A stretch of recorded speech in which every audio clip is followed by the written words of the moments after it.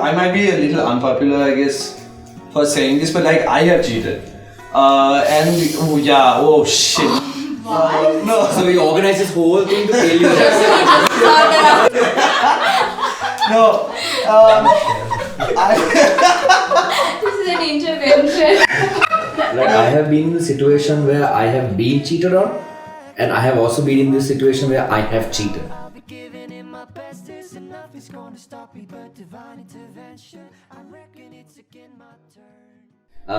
We were talking in the nights, and there was constant, and we are good friends, so we anyway knew each other. And one day she just comes and tells me like something like this happened. I hooked up with someone, but not hooked up as in like I made up with someone, to be very like frank with you guys, and like it really broke me because it's weird. Like you would think you shouldn't get affected because you know what it's like to cheat on someone else. Yeah. But either way, it still hurts, like it's still emotions. After she said, I'm really sorry for what I did, and I told her like, I forgive you, I genuinely will let this go and not ever bring this up. I think that moment that you decide to do that, if you ever think for a second that you're going to look back and bring that back up again, it's not good, because I think that's something that's very that's something I love about our relationship is we have got to the point where we can make fun about it. And I know it's really weird, when you think that, it sounds like a very messed up situation, but actually I think it's a lot to do with how you mature as a person and as a couple. And we've been dating for the last 3 years, we've been engaged for the last year, getting married in July, and I would never thought about cheating on her in my life up until this point. Maybe tomorrow. I don't know. At the back of my head, I knew getting into a relationship with him, that's it. I think I was having cold feet at that point, right? And I was like, okay, now I have to buckle up, and I just wanted to have a little bit of my teen life, right? And that's obviously when I kind of justified what I did. I felt guilty telling him, which when I was doing it, I was like, whatever, right? The t-shirt that he wore the night that he came and spoke to me, I can't see him wearing it because it's traumatizing for me. Yeah. I don't condone cheating at all, although I've done it. But at the same time, I don't think you can't recover from it if you're really serious about it. When I look at relationships today, objectively, kids going out, clubbing and things like that, I feel like people are very fickle. It takes very little for them to be disloyal to someone. So for me, it's so hard to commit and be so loyal to someone, and then for them to kind of be disloyal so easily is how do I get back that sense of loyalty and build that? That is a bit of a toughie for me. I had a 6-year relationship, and it ended after I cheated, but before I cheated, she cheated. So it was a cheat complication. And after that, I took 1.5 years off dating anyone. It's important to take time off a long-term relationship, and really especially if you're the one who has cheated, or even if vice versa, just to take some time and really reevaluate your own life and your own mistakes. I see no harm in checking my partner's phone.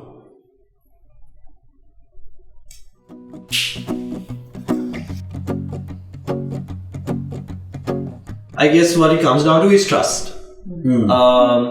And if you and your partner trust each other enough, you would find no harm in it. Whereas if you had any reason to doubt, then I guess you wouldn't do it. But having said that, based off the question, I won't check my partner's phone all the time, but I just don't see any harm in checking, as in being able to check. I think checking and taking your partner's phone to put it to some kind of use is completely different things. I mean, if you trust them, you don't have to check at all. It's like that. So like, one reason I don't like taking Malit's phone is because he usually gets annoyed because there are things he's ordered for me, like those things that he doesn't want me to come, go through. If I had to rephrase, I agree with what you're saying. Like, I would take his phone and go on Instagram, but it's not that I'm not checking to say, oh my gosh, it's not checking for the purpose of finding fault. It's not it's not even checking. It's more like for example, on my Instagram, I know if she gets on my Instagram, I know that there's nothing that I need to like hide, and like vice versa. Like, and it's based on based off that trust. Like, it's only during like birthdays and Christmas that she tells me, don't check my phone because I know like you said, like, I've got stuff for you. There's a negative connotation to checking. So Definitely. that is why I agree with you, because I do think it's harmful when you're just like, oh, I need to check my partner's phone. Because then it gets kind of obsessive when you're constantly wondering. There are two extremes. One, I know people who like share the same like the Apple ID or whatever. So like if somebody gets a call on the other person's phone, it's the same thing. That's another extreme of transparency. And then you also get the other extreme, whereas like you try your best to conceal everything for the sake saying it's personal space. So I guess it's finding that sweet spot of those two between. I think it depends on the intention of why you take their phone in the first place. Like if you're doubting them, then it's like they have given you a reason to doubt them, and then you're checking. Because if you're in a stable relationship and there is a doubt, then you should be like free enough to talk about it rather than go behind their back and check their phone. Sort of address it directly rather than that makes sense. I believe in soulmates.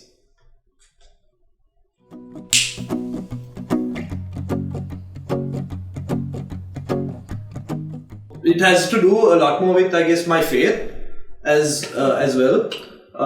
See, I believe that we have, I know it's so far-fetched when everyone thinks there are 6 billion people on the earth, and you say that you believe that you are destined for like one person. Having said that, I believe that people at the end of the day have the power of choice. So like you can find your soulmate, but even though you find your soulmate, at the end of the day, you and your soulmate have to put in the effort. And if you don't put in the effort, you are not going to break off. Does that mean you're never going to find love again? No, you might. You will. Right? But it might not be your soulmate, is what I believe. I think there's no such thing as soulmate. I think there's people that you're more compatible with and people that you're less compatible with. But that again depends on how much like you choose every day to make it work with that person.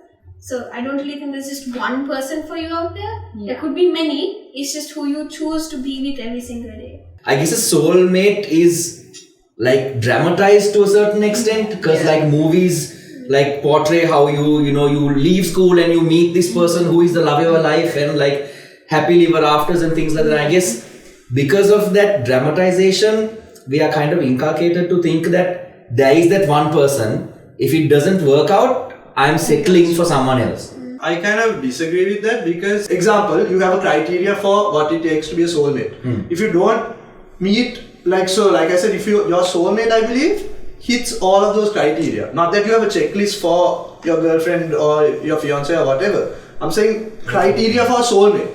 So right? like most suitable. Best. Suited. Whereas when you, like let's say, like I said, at the end of the day, there's choice. So if your soulmate chooses not to be with you, and you get with someone else, it's not that, I'm not saying that it's like you're be alone settling. forever. You just have someone who might, there'll be some area which you might not agree on, is what I believe.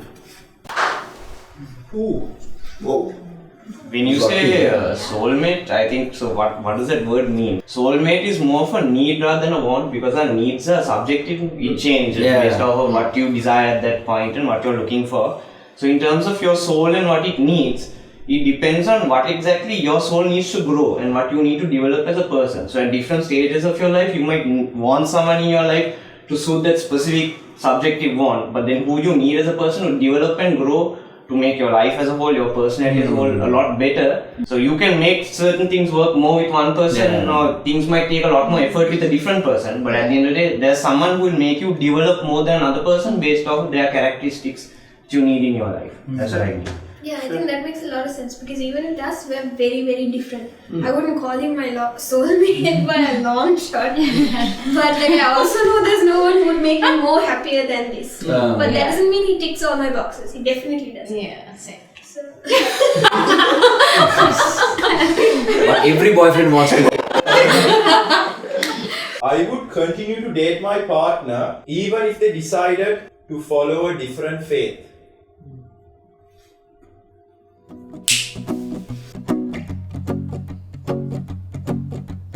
So my grandparents both were a different faith, but they made it work, right? But I've heard how hard it was to make it work, and it takes a lot of time, effort, commitment, all of that stuff. And do I think I'd be able to do all of those things? No. Joss and I have known each other for over 10 years now. When we started talking as more than friends, I wasn't anything at that point. I was more like an atheist. I didn't believe in any particular faith.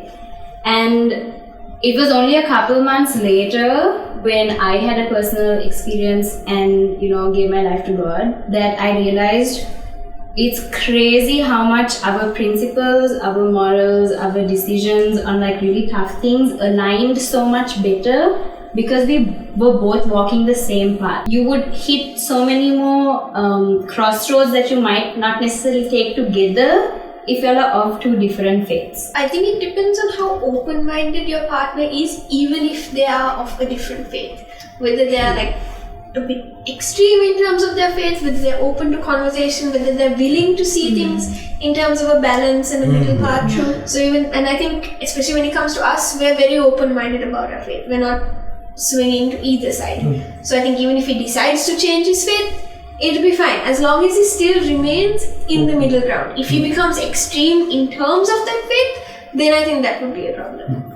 Religion is important to me, and I give a certain priority to it. But when it comes to finding a partner, it's not my number one. So you could be going to temple every day, but if you are still rude to your mother, then we could be in the same religion, and you are not my type. If you know how to talk to people, how to treat people, basically be a decent human, everything that's been taught in a religion, basically, if you are following that already, no matter what faith you succumb to, I don't mind.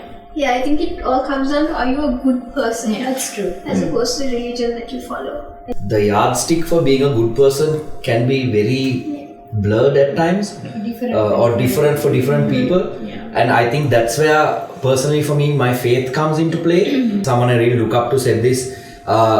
He asked me, what's the most important thing in your life? And I said, my relationship with God, like God. If you're dating or if you're going to get married, what's the second most important thing in life? And I was like, okay, it'll be my wife or my girlfriend. And the question he posed to me always stuck in my head, and that was like, what's the point if you can't share the first most important thing with the second most important person in your life?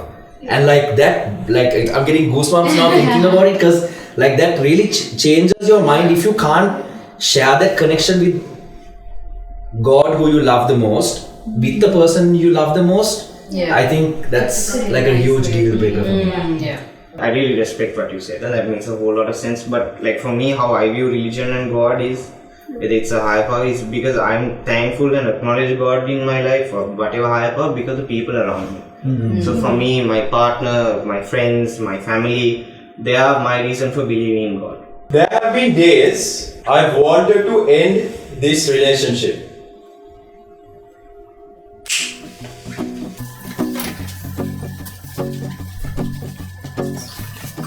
If we ever have a fight, like a really bad fight, my go-to instinct wouldn't be, I just want to end it. Because I know even in a marriage, you can't just do that. You can't just break up with the person and say, I'm done with you, and then leave. You have to work through the relationship, you have to talk about it, and that's why I feel communication is so important, right? Because if we don't talk about it and then we just go to that, oh, let's just end this, then what's the point? It's not really a relationship. No, you're just trying something out and then, okay, I don't like this about you, so bye. I think the turning point was when I realized that maybe being in this relationship was more hurtful for him than it was benefiting him. And I felt like he could have benefited with being with someone who was at the same level as him in terms of certain things. I thought, okay, maybe this is what's best. So, we had a rough first year because of the way I saw certain things.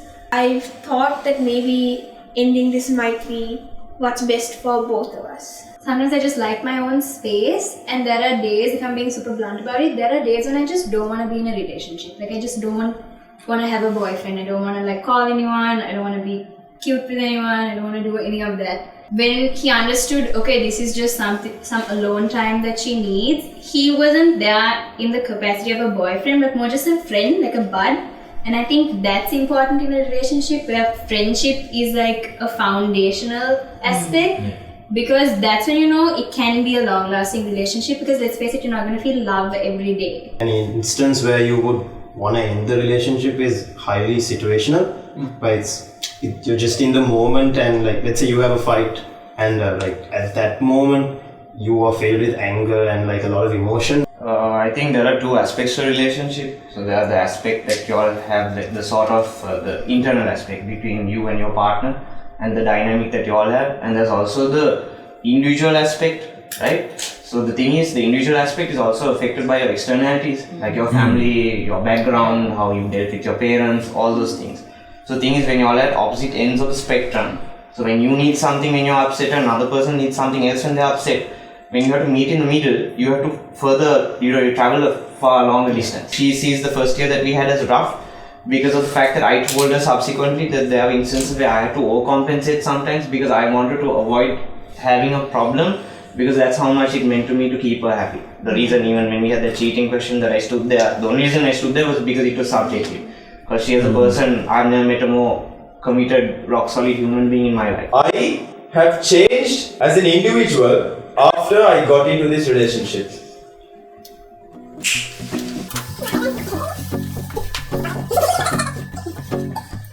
We've been unofficially together for 5 years. We've been dating for close to... Well, unofficially?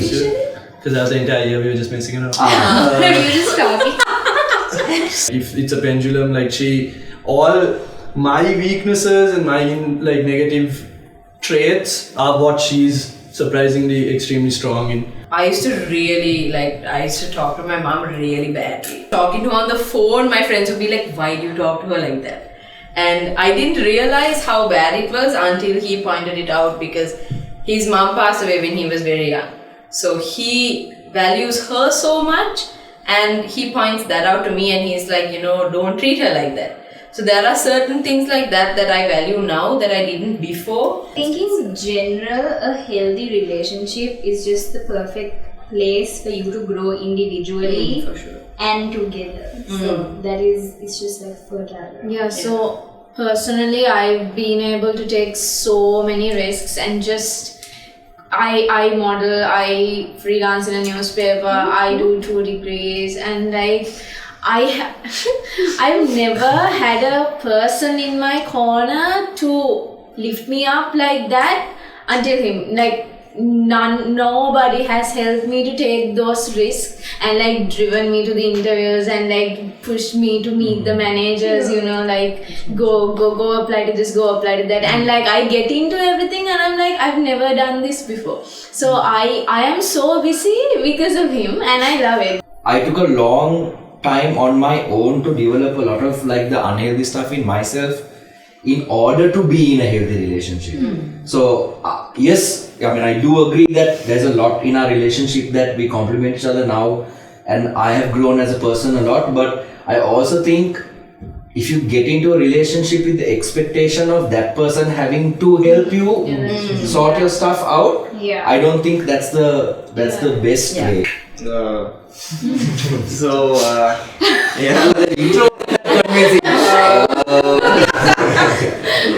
I'm very, very thankful for the people that I had in my life. So they set a very high standard.